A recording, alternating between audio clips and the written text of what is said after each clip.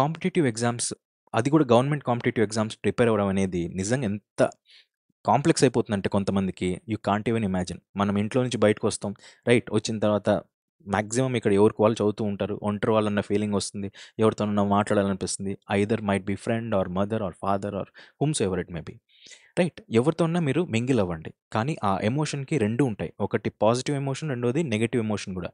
ఎప్పుడైతే మనం ఏదైనా ఒకరితో మాట్లాడుతున్నామంటే you have to be ready with both the emotions.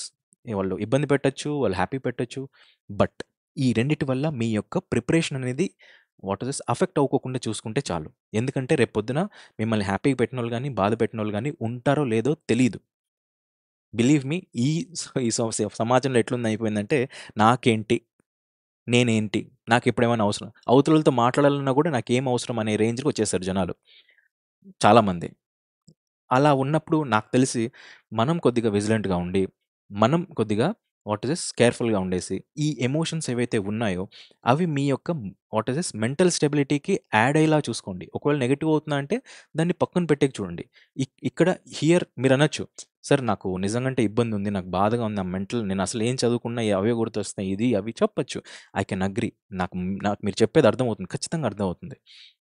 కానీ దానివల్ల వాళ్ళు బాగుంటారు, మీరు ఎఫెక్ట్ అవుతారు.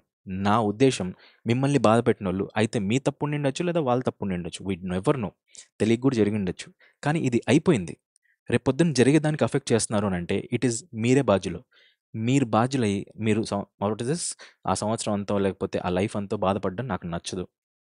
సో ఆ బాధ పడేదానికంటే ఆ ఎమోషన్ని ఆ ఒక్క ప్రిపరేషన్ టైంకి పక్కన పెట్టేయమని చెప్తా, పక్కన పెట్టేయమని అది ఎలా చేయాలి సార్ అంటే విల్ డిస్కస్, ఆ నెక్స్ట్ వీడియోస్లో మనం డిస్కస్ చేద్దాం. ఒక వీడియోలో చెప్పేక అవుతుందా మీ బాధని? If not, so let me be precise, crisp and to the point. నాకు అర్థమవుతుందని మీకు అర్థమవుతుందా? అంత ఉంటే చాలు నమ్మకంగా. So I'll discuss these in the next videos. But మీ టైం వేస్ట్ అయింది అని అంటే గుర్తుపెట్టుకోండి, ఎవ్వరూ వచ్చి మిమ్మల్ని కాపాడలేరు. మీ టైంని మీరు స్పెషల్గా కరెక్ట్గా యూటిలైజ్ చేసుకుంటున్నారు అంటే ఎవడైనా మీ ముందుకు రావాల్సిందే, మీ దగ్గరికి రావాల్సిందే. అగైన్ ఆ టైమే మిమ్మల్ని వాళ్ళ దగ్గరికి తీసుకెళ్తుంది, లేదా వాళ్ళు మిమ్మల్ని మీ దగ్గరికి వచ్చేలా చేస్తుంది. It is all time matters. So what I feel is, మీరు ఆ టైం మీ దగ్గర ఏదైతే ఉందో దాన్ని బెస్ట్ యూటిలైజ్ చేయాలన్నట్టుగా నా feeling. Don't waste the time. Already it is Sunday evening. Of course నేను ఇది ప్రీ రికార్డ్ చేశాను సో దట్ మీరు ఇది చూసే టైంకి నేను జర్నీలో ఉంటా.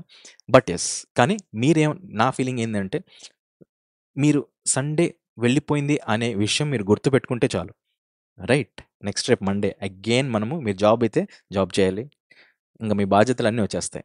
దట్ ఈస్ వాట్, మనకు తెలియకుండా మన దగ్గర నుంచి వెళ్ళిపోయేది టైం. దాన్ని కొద్దిగా జాగ్రత్తగా పంపిద్దాం. Let me meet you in the next video. Good day. Thank you.